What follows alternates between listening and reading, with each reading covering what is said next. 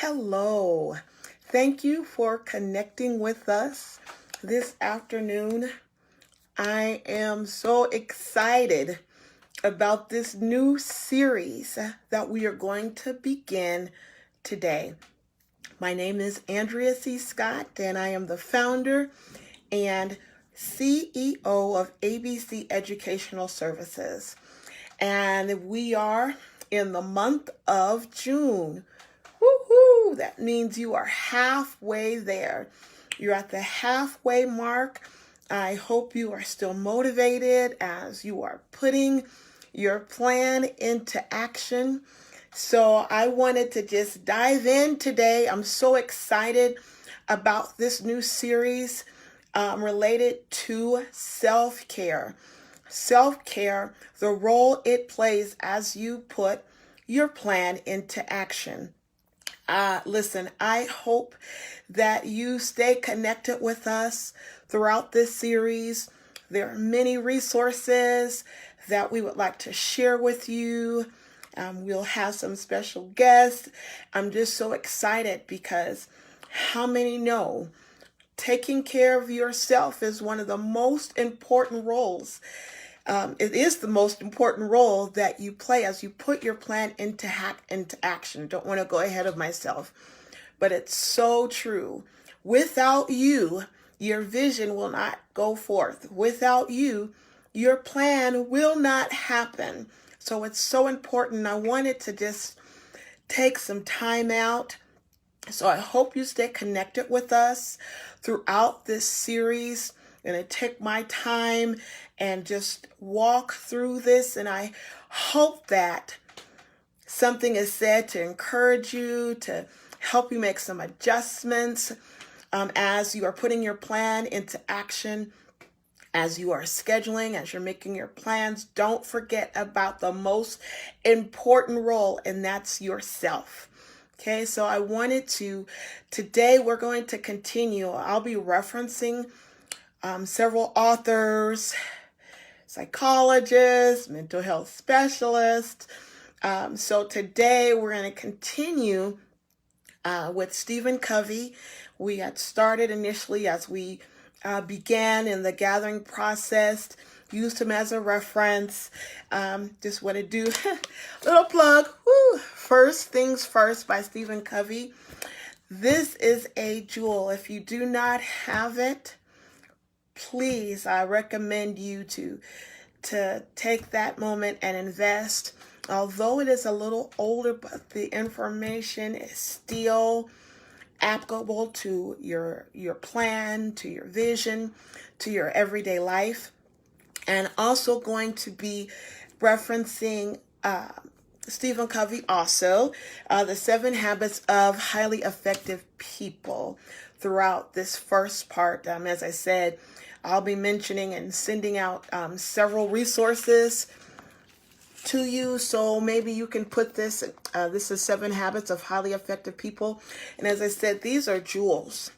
These are jewels and great investments for you, just to refer to as a refresher or new ideas that you may want to brainstorm to look on how you can improve how you live and your quality of life. So I just wanted to give you those resources before we got started. And I wanted to begin by giving just a brief recap on what we've done up to this point before we begin this series, which I thought it was important. If you would like to learn more, please feel free to go to our YouTube channel, which is A.B.C. Educational Services, Andrea C. Scott. Please go on and review all of our past replays, our past segments and series. You can also look on our Facebook page, and it will also have all the replays of our segments and our series. You can look on LinkedIn. We also have our replays on Pinterest. So those are just some different platforms if you would like to learn more as I do this brief recap. All right, let's get started. Okay, so initially, we went through the gathering process and we identified the important and necessary elements that are important for you as you put your plan into action. Okay, so we talked about connecting your vision, the importance of connecting your vision, your personal vision and mission statement. That is what is central to everything that you plan, that you organize your time around your personal vision and mission statement.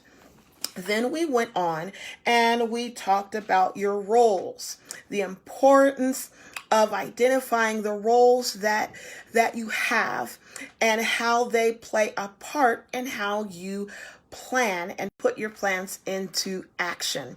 So your organizer, your planner, you're looking at your roles, trying to identify and mark those places where you know you are needed, those places of importance. That's why I wanted to title this series The Role That Self-Care Plays, because this is a very important role. And sometimes this role is overlooked as we are scheduling, we're planning, we're putting things into action.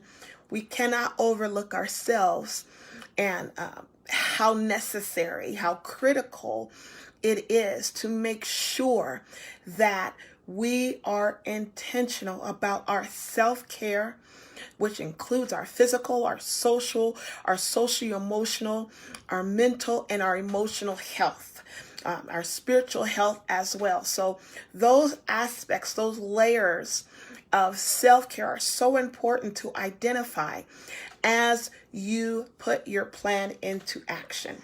Okay, so then we also talked about the importance of gathering those ideas together. If you have not already, there's still time. We're halfway through the year. There's still time to go through the gathering process. If you have not already, you can look at the replay, as I had mentioned before, on the various platforms that we have.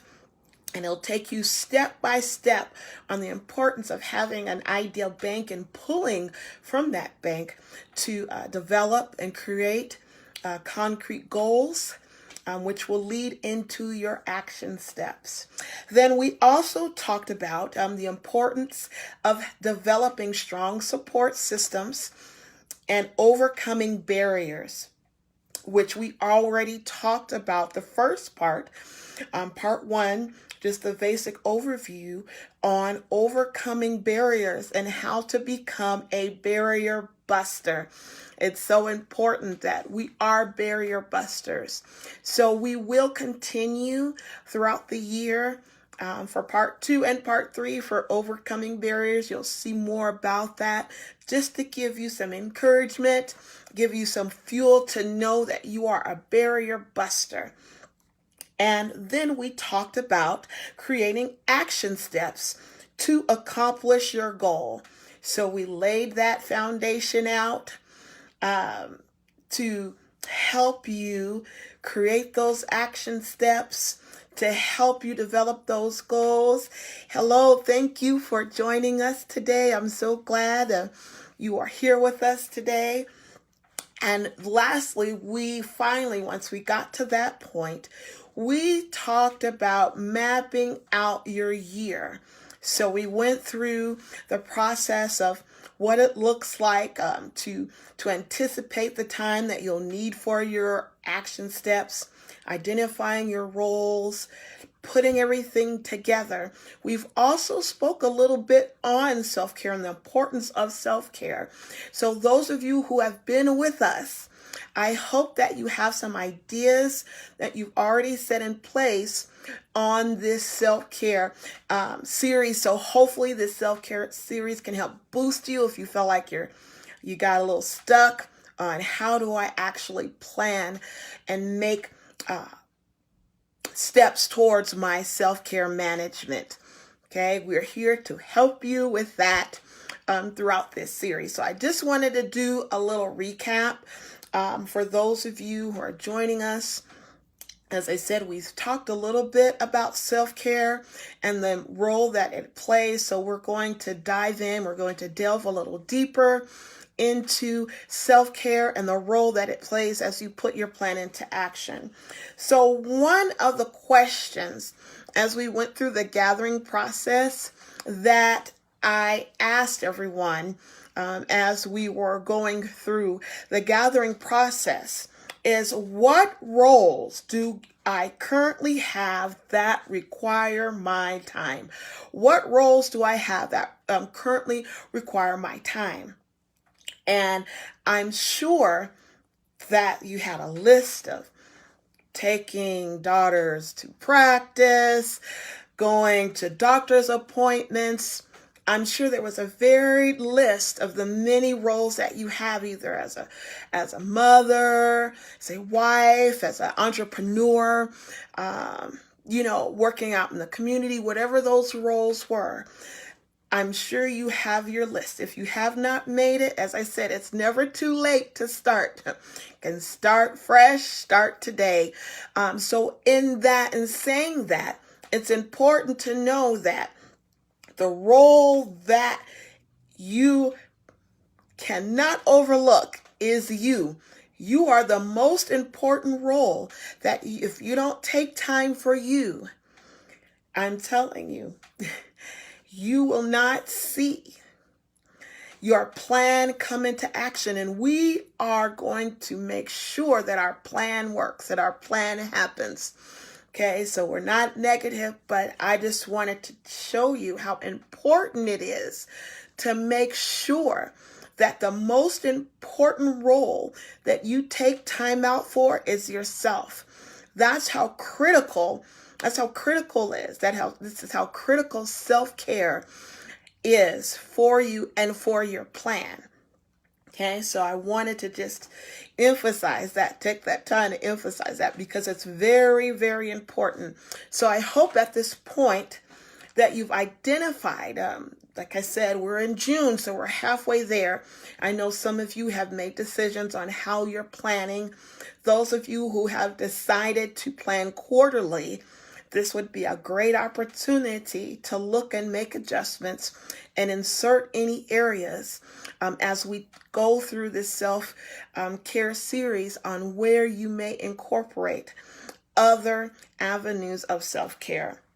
So we remember we talked about how balance leads to abundance. So it's so important in your self-care as we are going to put our plan into action to remember it's your balance that leads to your abundance. We're wanting to be effective and not busy.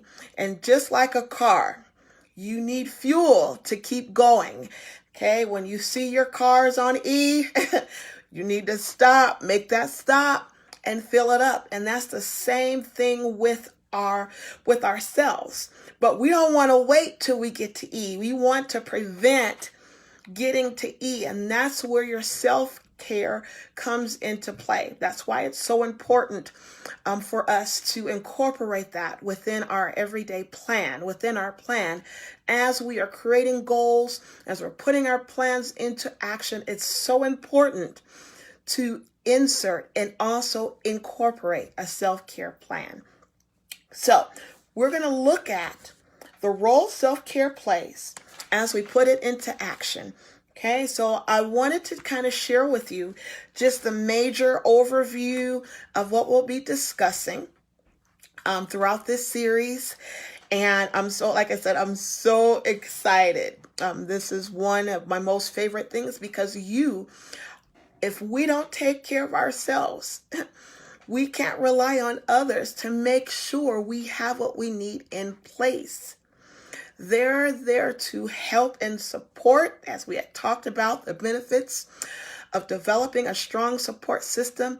But it's up to us to choose to say, I want the highest quality of life. Even as you're putting your plan into action, we still have to be mindful and intentional about our self-care. So The areas that we're going to be talking about is going to be the importance of rest and recreation, stress management, maintaining emotional and mental health, creating healthy boundaries. So that's one large segment, which that might have a couple of sub-series within the series, because that's going to take a little time for us to dig into that. But that's okay, because we have to invest in ourselves. And then we're going to talk about creating a self-care plan and how it connects to your action plan. So actually going through how you can create your own self-care plan as you're putting your plan into action. And then lastly, we are going to have a special edition series, which I'm so excited, which we're actually going to discuss self-care and mental health in the African American community. So I hope you stay connected with us as we go through this series. So today I wanted to talk a little bit about the importance of rest and recreation. The importance of rest and recreation. If you notice, and I want to emphasize this with you, and we've talked a little bit about that. I believe we spoke a little bit as we went through the gathering process, that self-care is more than just taking a vacation, which that's part where we'll talk about the rest and recreation. It's more than just shutting everything down.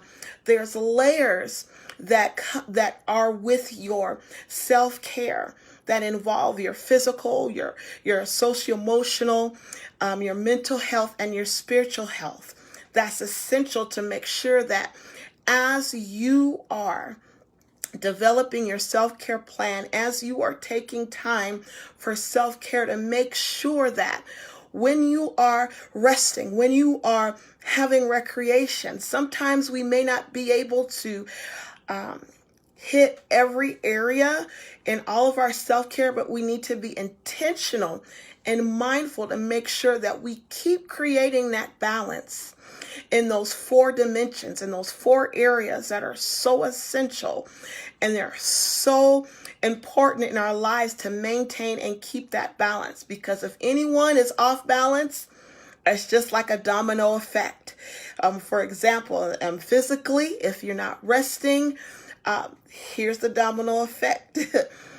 Then your mental health and stress comes in, because our moods change when we don't take time to rest. Most adults, according to research, we should have 7 to 8 hours of sleep every day. Imagine that. 7 to 8 hours every day of rest, where we're resting our bodies. So as you are considering rest and recreation, just don't consider it as, which is great, because it's nice to plan. It's nice to plan those large trips, those nice vacations where you go away, but make sure when you are away, you are away. Let me tell you what that looks like. That means when you are resting, and you're taking time, you're having that self-care opportunities. You're not taking work with you, okay? And I know that concept is like, oh, what do you mean I'm not taking? Because that is your opportunity to refuel. Remember, we're trying to maintain and keep balance. So our minds need a break. Our emotions need a break. Our body needs a break. We have to spiritually be refreshed and renewed from our activities, from our plan, so we can continue. So you can see your plan that you've put into action, that you've worked so hard, that you can see it come to pass. So wanted to share something with you that I thought, Stephen Covey, he said this, and I was just like, wow, so amazing. Thought it was so powerful. Doing more things faster is no substitute for doing the right things. Let me say that again. So doing more things faster is no substitute for doing the right things. So we have to make sure that, and I challenge you and admonish you to really grasp this. I know some of this is maybe, you may have heard it before, but I challenge you to hear and to listen from a different perspective, to know that, wow, there's so many things that are on the line when I do not take time for the role of taking care of me, of taking care of yourself. Okay, so when it's talking about doing more things faster, is no substitute for doing things right. So it's not about being on the wheel. How fast can I get things done? And I'm going to tell you, just a transparent moment. I use myself being transparent. I used to be that one. I wanted to see, like, how many things can I get done, in a certain amount of time. I mean, I would literally have a list, like a checklist. For those who know me personally know and understand when I say it about the checklist. But here's the thing about doing those things faster. Things were getting done. Now, don't get me wrong. Oh, they were getting done. But what was missing? What was missing? I was sacrificing my own. No one asked me to. I chose to do this because I thought it was important to get all these things done. I feel like, oh, I'm doing this. But the effectiveness behind it, yes, things were done. But were they the right things? And that's what I wanted to hit. Were they the right things? Were those the things that were connected to my personal and vision mission statement? And honestly, some of them were not. Some of them were not connected to my personal vision and mission statement, so they weren't the right things. But as I began to see the pattern, I said, okay, I'm not having enough time that I need to take care of myself, but not only take care of myself, but take care of those things that I know that I am meant and purposed to do. So that's when I began to start shifting and not being more concerned about how fast things are getting done, but being concerned about investing on the right things. And when we invest in those right things, more time opens up. And I know we talked about this before, but hear me when I say, when you focus on those right things, more time opens up, and that gives you more time for your role, your most important role, to take care of you. And that's where the rest comes in. So I saw myself, as those things were shifting, I began to remove myself. Stephen Covey calls it the urgency addiction, where it's like everything has to be done, has to be done now, has to be done now, has to be done now. And it actually doesn't have to be done right now. So when we start removing ourselves from that urgency addiction and start, just as we invest in our plan and developing and creating events, activities, even those of you, your businesses as an entrepreneur, so it's important for us to invest that same time to research, wow, what do I need? What does rest look like that I need for my body? What does rest look like that I need mentally, socio-emotionally, spiritually? What does that look like for me? So when we begin to have that time and that space to really see that, that's when we intentionally start putting those places in for rest, because we can't, despite what you believe, keep going and keep going it's not, you don't want to get to where you are broke down. You want to enjoy your quality of life and all the work that you're putting forth when you get there, to be healthy, to be whole, to be complete, to be successful, to be able to see, wow, this is what it looks like This is why my balanced life leads to abundance. And self-care plays such a huge role in keeping that balanced life. So I wanted to share something with you just real quick. As I was reading with Stephen Covey, and this is from First Things First, I wanted to read something to you that I thought was just so powerful. And he says, the power to create quality of life is within us. It's within us to create a quality of life. Our ability to develop and use our own inner compass so that we can act with integrity in the moment of choice, whether that moment is spent planning the week, handling a crisis, responding to our conscience, building a relationship, working with an irate client, or taking a walk. To be effective, a tool must be aligned with that reality and enhance the development and use of that inner compass. Now, he calls it an inner compass. I know that there are several different names that we could put on that. He calls it an inner compass. We can call it an inner witness. It's your conscious that's speaking to yourself, letting you know, hey, slow down. I need rest. So listen to that inner compass. Listen to that inner voice that's inside of you, because the ability to have a quality life is within you. So it's from the inside out. Remember, you're not comparing yourself and your direction with anyone else.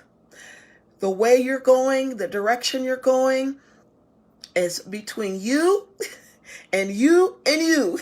And that's it. So you're not comparing what someone else is doing or how they're working their plan, because it may not work for you, because you're personal. And that's why it's so important. Oh gosh, that's why it's so important to have your personal vision and mission statement. So you, in those times where you're feeling that inner voice, that inner compass telling you to rest, but you see Susie, you're like, oh wow, Susie's still working. Well, Susie may have just gotten off a rest. Susie may just have had her time to restore, replenish, and refresh. So that's why it's so important that we don't compare.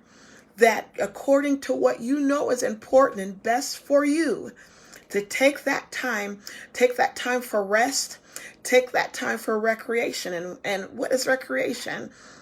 Recreation can involve any physical activity, which is great. We can walk, jog, swim, any recreation that helps build momentum within you, that helps relieve stress, that helps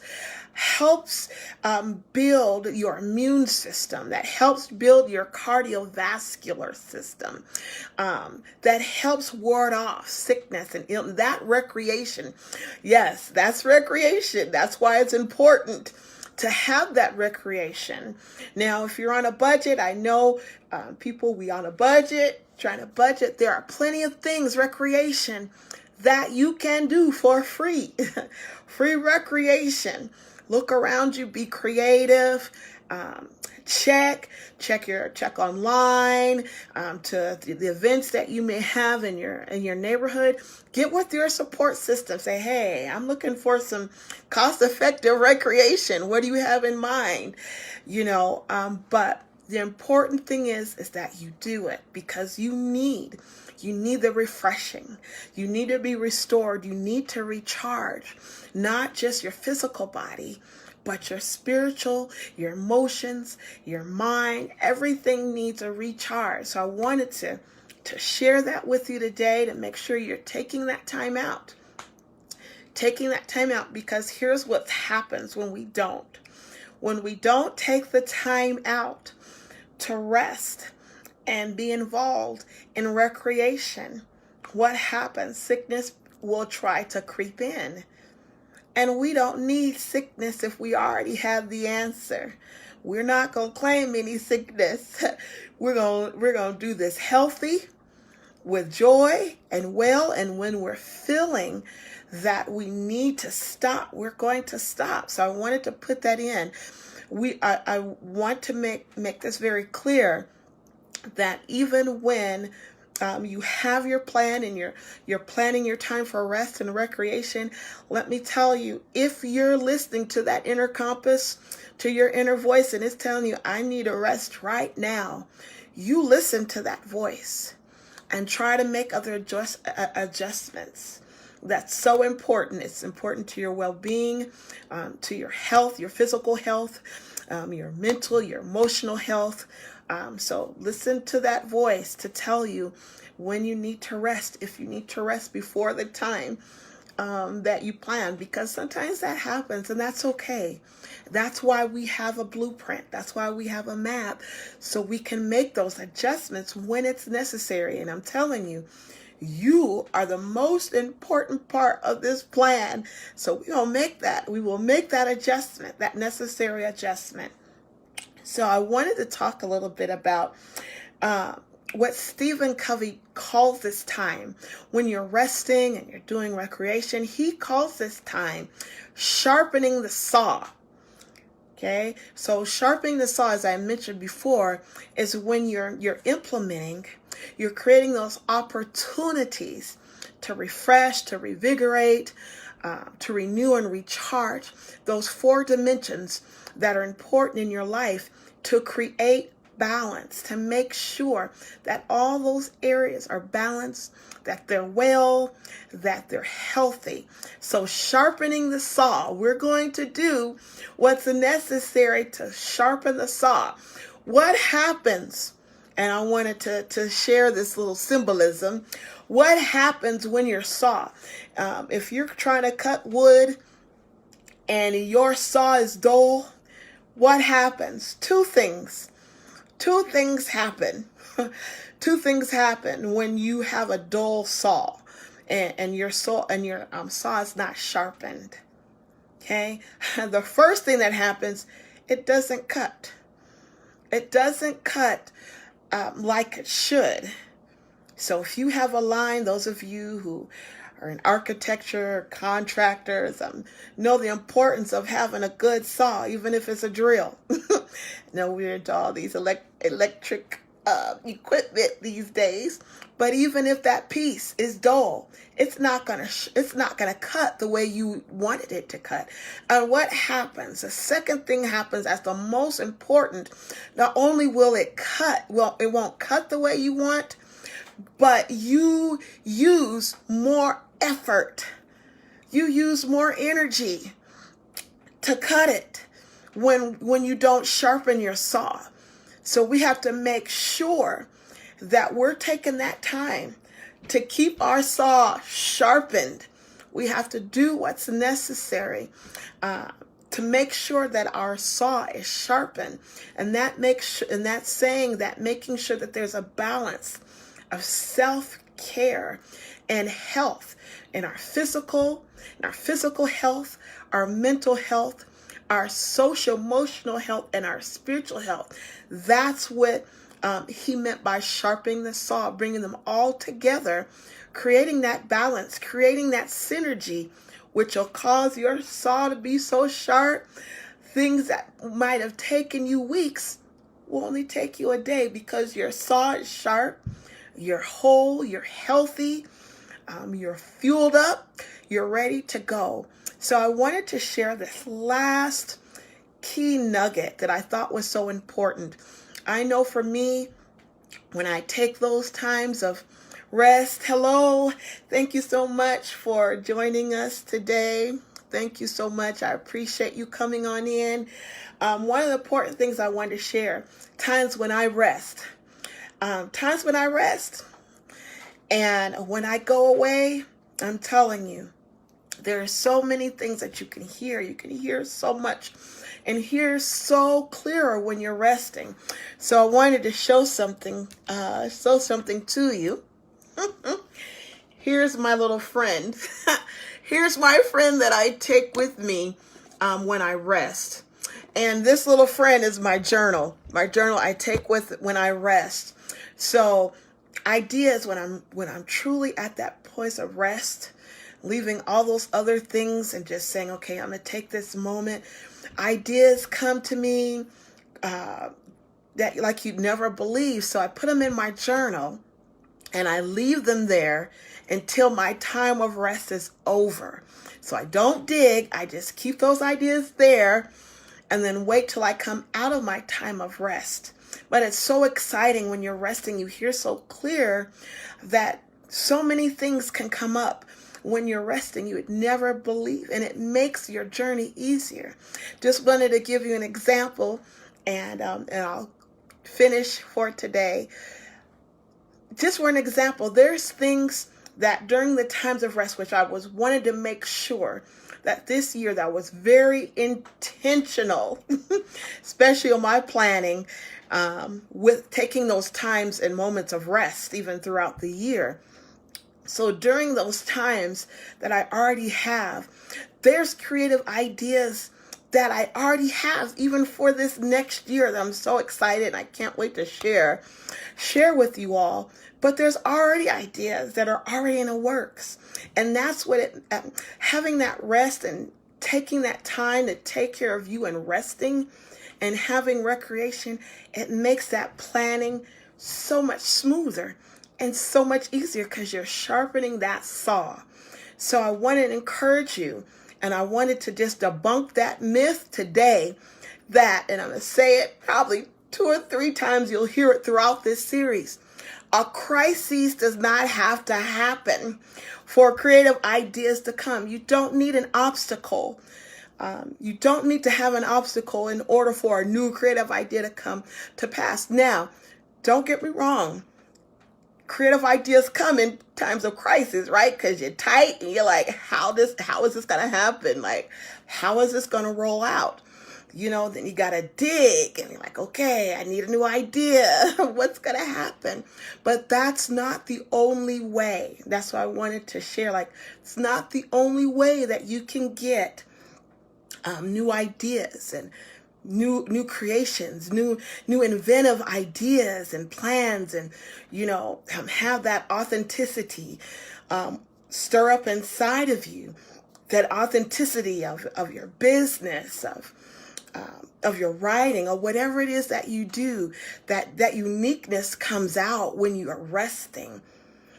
And you have that opportunity to rest and sharpen your saw and spend that time making sure that you're whole and complete in all 4 dimensions. So I want to encourage you today to know that we don't have to be dependent on crisis and setbacks, as we know and as we live.